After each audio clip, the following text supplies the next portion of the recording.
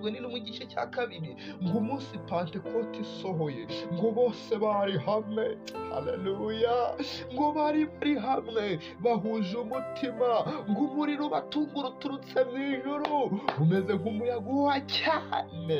Ndanezerewe mwami. Uwo munsi bari muri icyo cyumba, bari mu cyumba cyo hejuru, isezerano Yesu yabahaye ryari iry'umwuka wera, ngo igihe Pentekote isohoye, ngo bari hamwe bahuje umutima, umuriro ubatungura uturutse mu ijuru. Ndagusengeye ngo nawe umuriri w'Imana ugutungura uturutse mu ijuru, ugusanga aho uri. Urakoze mwami. Ugusange mu kazi, ugusange mu byo ukora, ugusange aho uri, umuriri w'Imana akugereho mu izina rya Yesu. Urakoze. Amategeko akoresheje umwuka wera niho yatandukaniraga nabo. Abandi bo barazaga bakagusomera ntukice, ntugasambane, ntukibe, ibi byose bakabisoma, ariko badafite umwuka wera. Ndagira ngo mbabwire ngo iyo umuntu afite umwuka wera, impano ye afite iraka. Urakoze mwami. Mpa amavuta kugira ngo mbone kwaka, mpa amavuta ndakwinginze, niko umuririmbyi yavuze, mpa amavuta mbone kwaka. Urakoze mwami. Nuko ngo muri ubwo buryo uko Yesu yigishaga, akigishanya ubutwari, akigishanya ubushobozi. Iyo twizeye amagambo ye uko yatubwiye, ku musaraba haturuka birimara inyota, twahanywereye amazi. Umwami Yesu nabaha umugisha, kandi mwumve muri kumwe n'ubuntu bw'Imana, kandi bukorane namwe ibihe bidashira. Ikaze mu mwanya w'ijambo ry'Imana. Turasoma ijambo ry'Imana riri mu gitabo cy'ibyakozwe n'intumwa, igice cya 6, turasoma umurongo wa 54. Dusome mu izina rya Yesu. Ngo babyumvise batyo bazabiranywa n'uburakari, bamuhekenyera amenyo.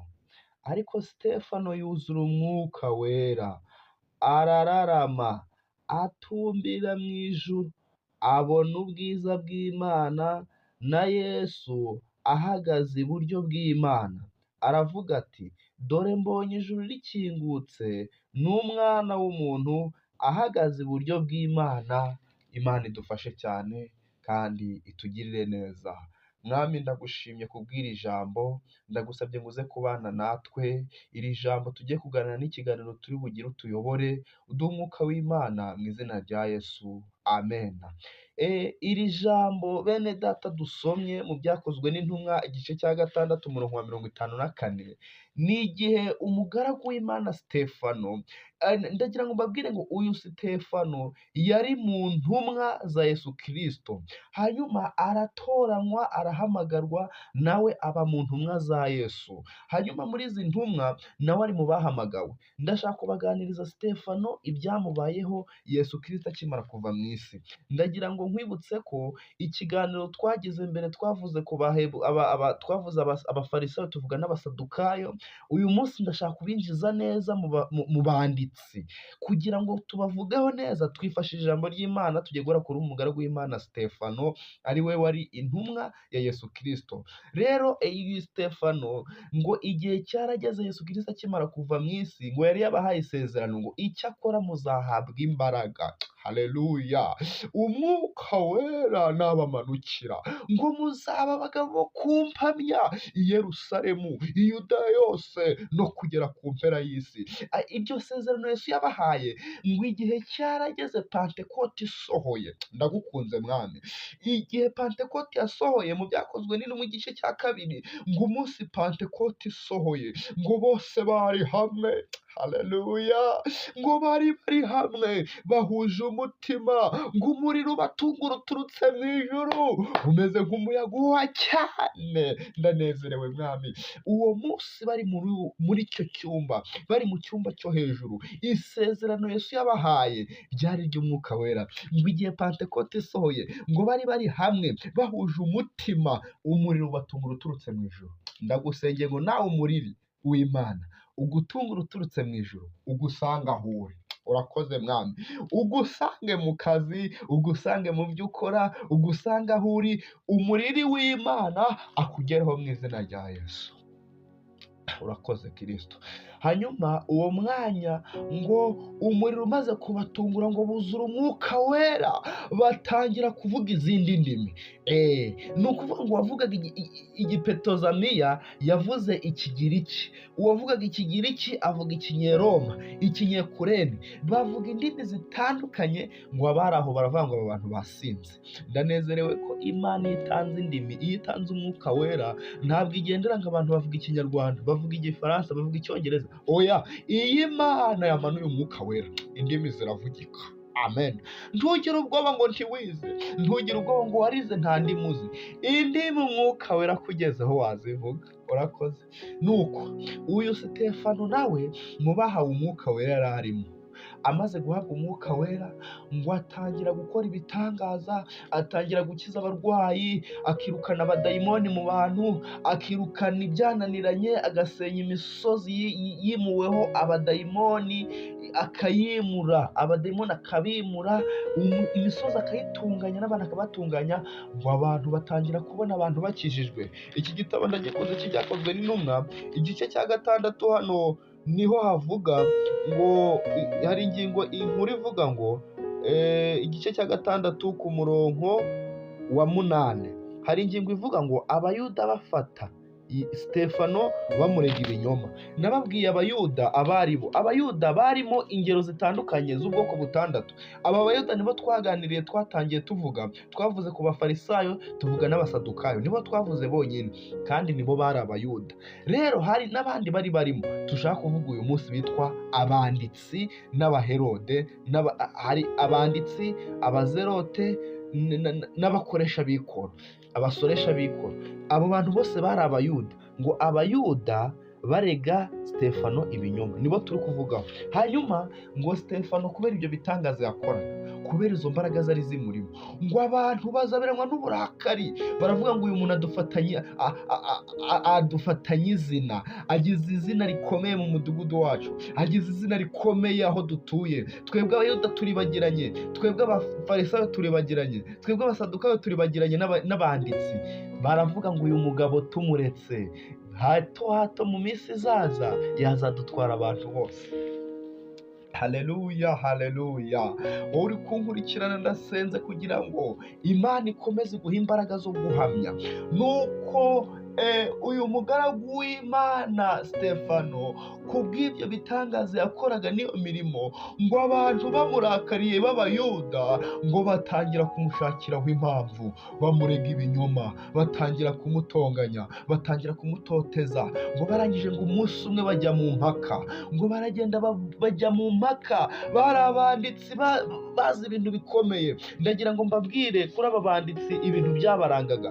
Ni ukuvuga ngo aba bantu bitwa abanditsi bari abantu babigisha amategeko, bize ibitabo 5 bya Mose, bari barize, barigishaga ivanjiri, bakigisha ivanjiri ntagatifu, bakigisha ubwiza bw'Imana, bakigisha amategeko, ariko atari abakristo, badafite umwuka wera. Mu yandi magambo, muri iki gihe abantu bize teoloji ariko nta mwuka bagira.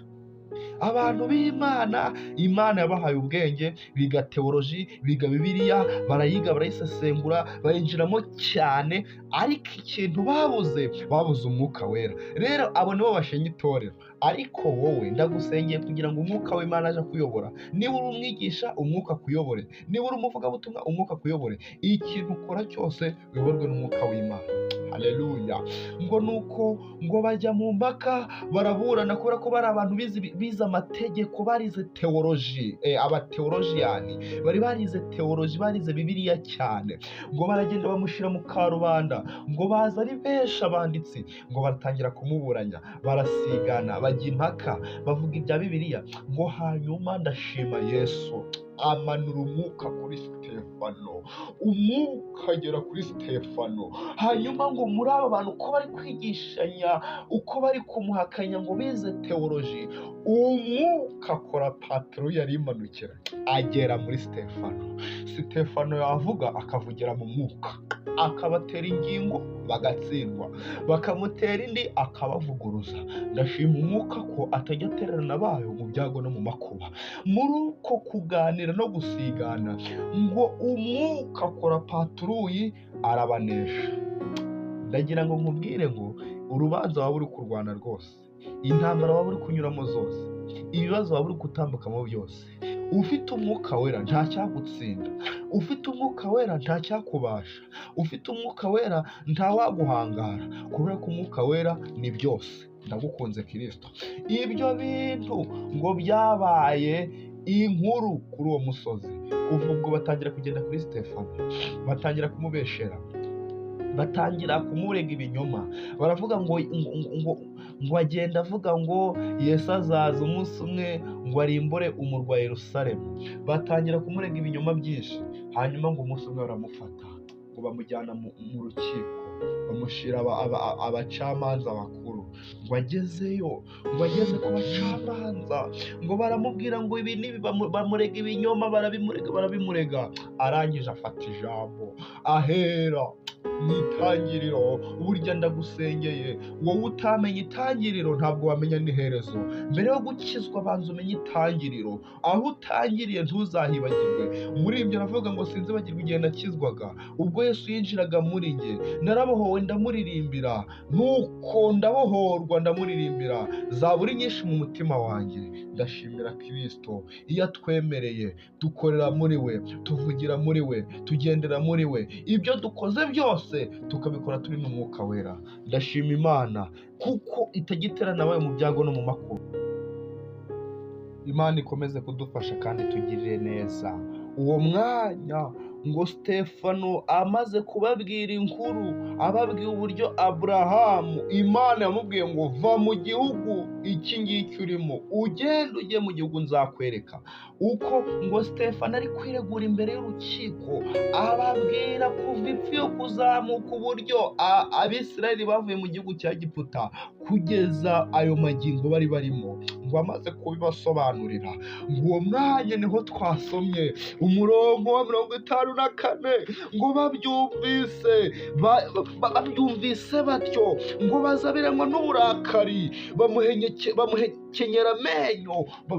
Donc hari igihe tubwira abantu ukuri, hari igihe tubabwiza ukuri, tukababwira ubwiza bw'Imana, tukababwira ukuri ku byo bemera, bakumva ko tubatsinze, bakazibiranwa n'uburakari. Ndakubwiza ukuri, hari igihe ujya kubwiriza umuntu cyangwa ukajya kumuhugura kubera ko yabanje mu by'agakiza, kubera ko yabihaze, kubera ko yabisobanukiwe cyane. Ubu muri iki gihe reka mbabwire bene data, dufite ikintu gikomeye cyane.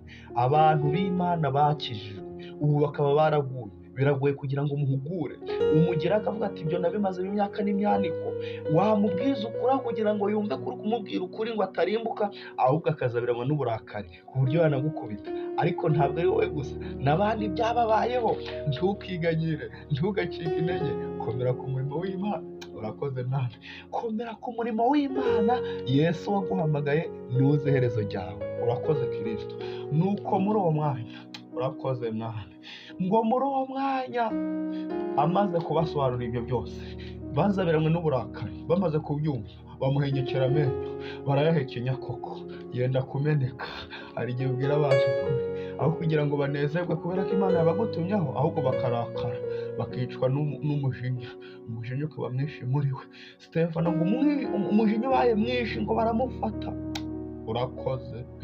Ngo baramufata, baramukurubana, niko Bibiliya yambwiye. Ngo baramufata, baramukurubana, bamukura mu murwa, baramwirukana, ngo bamujyana kumwica. Ngo bamugejeje mu kibaya, batumiza imiryango. Abayuda baraza, abafarisayo baraza, abasadukayo baraza, abanditsi baraza, abakoresha b'ikoro baraza, abasoresha. Ngo buri wese yitwaje intosho y'ibuye, barategeka bati Sitefano nta rundi rupfu rumukwiriye, tugiye kumutera amabuye. Umugabo akamutera ibuye, umugore akamutera irindi, umusaza akamusongezamo irindi. Ngo bamutera amabuye, barayamutera, arashigiriza, ntiyababara, ahubwo agatumbira ijuru. Abera b'Imana iyo bakuvuga, iyo bagutuka, iyo bakugambanira, iyo uri mu bibazo, ntugatumbira abantu, ahubwo ujye utumbira ijuru, ujye utumbira Yesu. Niwe musaraba, niwe bendera y'ukuri, niwe bendera yo kunesha. Iyo ibendera ihagaze, abantu turatsinda. Ntukagire ubwoba ngo abantu bari kukuvuga, ahubwo tumbira ingororano uzagororerwa nugera mu ijuru. Haleluya. Imana ishimwe cyane ngo muri uwo mwanya ngo bamutera amabuye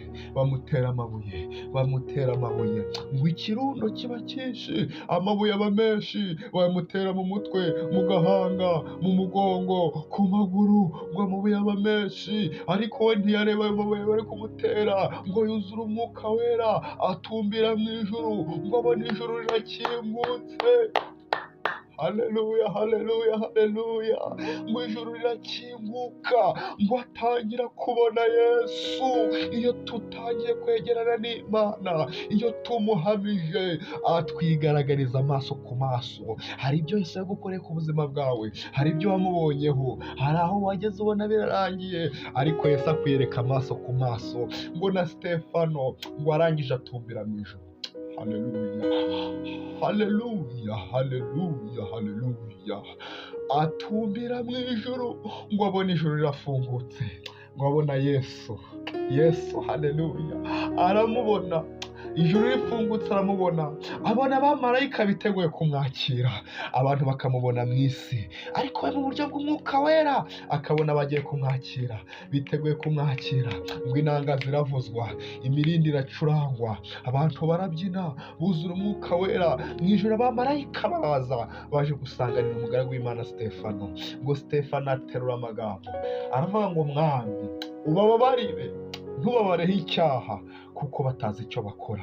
Abantu ntibakuvuga nabi, ntukabarakarire. Abantu ntibagukorera nabi, ntukabarakarire. Ahubwo uzatumbire ingororano, uzatumbire Yesu, kuko niwe Mana ikiza, niwe Mana irokora. Yesu afite imbaraga zose zo gutabara. Ndanezerewe. Aba banditsi rero bamureze, aba banditsi hari ibintu byabarangaga. Aba banditsi bari muri iri torero rya Kiyuda, bari mu itorero. Icya mbere bari abigisha amategeko, bari barize teoloji. Ngo icya kabiri bari abajyanama bakuru b'urukiko rw'ikirenga. Ni ukuvuga ngo impamvu Stefano kumufata byoroshe, ngo bamugishije impaka, babona umwuka umurimo, arabatsinze. Kubera ko bari abajyanama bakuru b'urukiko rw'ikirenga, baragenda mu rukiko barabesha ngo Stefano yahakanye ibi n'ibi, hanyuma kubumva biroroha. Icya gatatu bari abigisha amategeko, bari bazi gusobanura neza ari amategeko Imana Mose yatanze, ari amategeko 10 y'Imana. Bari bazi kuyatanga neza. Baragenda barega Petero neza, barega Stefano neza. Nibo banareze Petero. Haleluya, haleluya, haleluya, haleluya. Urakoze Kristo. Nuko kuri aba banditsi hari umuntu nshaka kubabwira wari uri muri bo kandi ari muri Bibiliya. Uyu witwaga Sawuli nawe yari yarize amategeko, yarayaminuje. Ni umuntu wari ufite ubunararibonye mu gutoteza itorero ry'Imana. Hanyuma Imana ibona nawe yazayigira umumaro. Buriya Imana igushaka ntabwo bisaba ngo wikomeze wigire igufa, oya, iyi Imana igushaka igomba kukubona. Uyu rero Sawuli, iyi Imana yamubonyemo ko yazatuma itorero rikira, ko yazabona ubwoko bw'Imana bwiyongera, iramufata imuhuza nayo. Ntabwo twavuga uburyo yahuye nayo kuko twatinda, turashaka kuvuga kuri aba banditsi. Rero uyu Sawuli, Imana ikimara kumuha agakiza, ikimara kumuhindurira, imwita Pawulo. Niyo mpamvu Bibiliya mu Isezerano Rishya, uyu ari mu bantu banditse ibitabo byinshi, ibitabo 13 byanditswe na Pawulo. Rero uyu Pawulo yari yarize teoloji, yari yarize ibitabo 5 bya Mose, yari yarize amategeko, mbese yari yarabyize, yarabiminuje. Hari ikindi kintu babitaga, aba banditsi babitaga barabi. Bitaga barabi, bisobanura abigisha. Mwibuke Yesu Kristo ari kwigisha, ngo yateranije abantu, ari kwigisha nk'uko yabigenzaga, akajya mu misozi, akajya mu bibaya, ari kubwiriza ubutumwa, arabwiriza. Ngo umuntu aravuga ati uyu muntu ni umwigisha, ariko atandukanye na babandi, atandukanye n'abanditsi babitaga barabi. Rero uyu Yesu we, kubera ko yigishaga amategeko, akoresheje umwuka wera niho yatandukaniraga nabo. Abandi bo barazaga bakagusomera ntukice, ntugasambane, ntukibe, ibi byose bakabisoma, ariko badafite umwuka wera. Ndagira ngo mbabwire ngo iyo umuntu afite umwuka wera, impano ye afite iraka. Urakoze mwami, mpa amavuta kugira ngo mbone kwaka, mpa amavuta ndakwinginze, niko umuririmbyi yavuze, mpa amavuta mbone kwaka. Urakoze mwami. Nuko ngo muri ubwo buryo uko Yesu yigishaga, akigishanya ubutwari, akigishanya ubushobozi. Iyo twizeye amagambo ye uko yatubwiye, ku musaraba haturuka iriba rimara inyota, twahanywereye amazi meza, ni amazi y'ubugingo, niko umuririmbyi yavuze. Urakoze Kristo, ndakunezerewe. Ibyo byose ni ibituma agakiza k'Imana kaba muri twebwe. Nuko Yesu Kristo bamaze kumwita ngo ni Rabi, kubera ko abarabi bari abigisha, ariko Yesu aho yaratandukaniye nabo, we yigishirizaga mu mwuka wera. Ndagira ngo nkubwire ngo niba uri umwigisha, niba uri umuvugabutumwa, ntukavuge ubutumwa mu mubiri, bivugire mu mwuka wera. Saba Imana iguhishurire Yesu, uhabwe ubwo buntu nawe ubwirize mu mwuka. Ntukagumye kubwiriza ngo ubeshe abantu, upirate abantu. Ndagusengeye mu izina rya Yesu, nanjye nisengera kugira ngo umwuka w'Imana ajye aba mwinshi muri twebwe. Ngo nuko ngo Samweli amaze gusuka amavuta kuri Dawidi, ngo umwuka akajya amuzaho cyane. Naho ukimara kumvira ijambo, reka umwuka atangiye kukuzaho cyane. Haleluya. Ndagusengeye ngo umwuka akuzeho cyane. Ntukemere Satani ngo akore ku buzima bwawe. Ngo mu minsi izaza hazaza abahanuzi b'inzaduka, abigisha b'ibinyoma. Ntukabe muri ibyo bintu, ntukabe umuhanuzi w'ibinyoma, ntukabe umwigisha w'ibinyoma, ahubwo ukorere mu mwuka wera, kubera ko abana b'Imana bakorera mu mwuka. Bibiliya iravuga ngo musengeshe umwuka iteka mu buryo bwose bwo gusenga no kwinginga. Nudasengesha umwuka iteka, abantu bazakota. Nudasengesha umwuka iteka, abantu bazabibona. Nudasengesha umwuka iteka, igihe kizagera ibyawe hishurwe. Nawe kuba ibyawe bitahishurwa, nuko Yesu akigufiteho umugambi. Wahinduka nonaha, wakizwa nonaha, ukemerera Yesu akabura ubuzima bwawe. Nawe ntukabe nk'aba bantu, nk'aba banditsi, utangire ukore mu mubiri, utangire ukorere mu buryarya. Ku manywa wirirwe wigisha ijambo ry'Imana, ariko nijoro uri umusambanyi, uri umurozi, uri umujura. Ariko ndagusengeye ngo umwuka w'Imana aze kuri wowe, nawe wumva utsinzwe n'iri jambo, wowe uri kumva mu mutima wawe hari icyo wishinja. Emerera Yesu muri uyu mwanya, ayobora ubuzima bwawe, ayobora ubugingo bwawe. Ntakigere ava kuri wowe, kugira ngo igihe Yesu azerekanwa nawe uzase nawe. Ngo icyo akora niyerekanwa tuzasa nawe. Bibiliya iravuga ngo dore ndaza vuba nzanye ingororano. Yesu azanye ingororano, nawe wazibonaho, ariko ingororano ntawe utazazibona wageze mu isi. Abantu bazahabwa ingororano zitandukanye, Yesu azahabwa ingororano nziza. Ndagusengeye mu izina rya Yesu kugira ngo Yesu niyerekane, uzahabwe ingororano nziza, uzahabwe ingororano zo kukurokora, uzahabwe ingororano zikamba. Tuzambikwa amakamba meza arabagirana, tutemberane nawe muri ubwo bwami. Ese nawe uzatemberana nawe muri ubwo bwami? Ese nawe uzagendana nawe muri iryo joro? Ndagusengeye mu izina rya Kristo kugira ngo Yesu niyerekanwa uzase nawe, kugira ngo agorore umuntu wese bikwiranye n'ibyo yakoze. Ngo ndi Alufa, ndi Omega, uwa mbere n'uwa nyuma, itangiriro n'iherezo. Bishatse kuvuga ngo Yesu niwe watangiye isi, kandi ni nawe uzayisoza. Uru rugendo ni Yesu wenyine uruyoboye, kandi tuzanesha. Tuyobowe n'umwuka w'Imana ntabwo twatsinda. Tuyobowe n'umwuka w'Imana nta cyaduhangara. Tuyobowe n'umwuka w'Imana nta cyadukoraho. Imana iguha umugisha, Imana iguha umugisha mu izina rya Yesu. Iri jambo niryo nari nabateguriye, umwuka bimfashijemo. Nawe ndagusengeye, nanjye nisengera kugira ngo imbaraga z'Imana nyinshi zibe muri twebwe. Ntitukabe nk'aba Bayuda. Aba bantu ndagira ngo mbibutse, turi kuvuga ku Bayuda, ibyarangaga Abayuda. Tumaze kuvuga abafarisayo, abasadukayo n'abanditsi. Wowe utaracikanwe, wowe wacikanwe n'ikiganiro cyabanje cy'abasadukayo n'abafarisayo, genda kuri channel ya Yesu n'Umwami TV usacinge ijambo bita abafarisayo cyangwa abasadukayo, nawe wumve ibyabarangaga. Imana iguha umugisha mu izina rya Yesu. Reka dusenge Imana kugira ngo tube abanyembaraga, tube abanyabushobozi. Urakoze Mwami Yesu, ugize neza kubw'ijambo ryawe.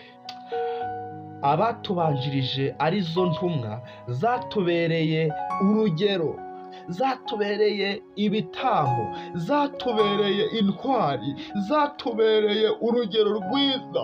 Washakaga kwerekana ko n'itorero rizaza tuzarenganywa, tuzakubitwa, tuzaneshwa, ariko ntabwo tuzaneshwa iteka ryose. Hari igihe Satani atugiraho ijambo tukaneshwa, ariko iyo Yesu yiyerekanye tunesha ibihe byose. Hari umuntu utajya uneshwa. Yesu ntabwo ajya aneshwa, twebwe abantu turaneshwa, ariko Yesu turimo ntabwo ajya aneshwa. Twebwe iyo turebeye mu mubiri tubona twatsinzwe, ariko Yesu niho aba atangiye kurwana. Ndasengeye umwene data, ndasengeye umushiki wacu, ndasengeye iri torero ryawe kugira ngo uhembure. Umuririmbyi aravuga ngo hembura itorero ryawe, hembura abayobozi b'itorero, hembura igihugu cyacu, hembura abaturanyi, hembura u Rwanda, hembura Afurika, hembura isi yose, hembura mwami.